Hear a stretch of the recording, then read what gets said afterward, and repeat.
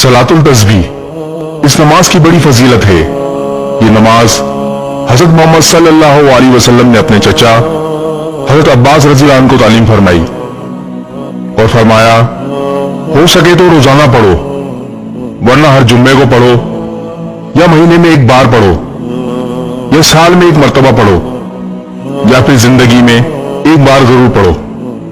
इस नमाज की 4 रकातें होती हैं। सलातुल-तस्बीह की नमाज का तरीक़ेकार सुभान अल्लाह वल्हम्दुलिल्लाह वला इलाहा इल्लल्लाहु वल्लाहु अकबर, ये कलमात एक रकात में 75 मरतबा मुंदरज़ेल तरीके से पढ़े जाते हैं।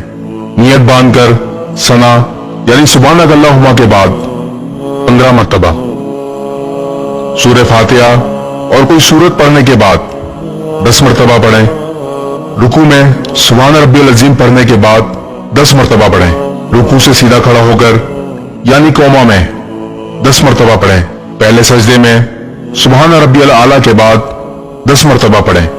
पहले सजदे से उठकर जलसे की हालत में 10 मरतबा पढ़ें।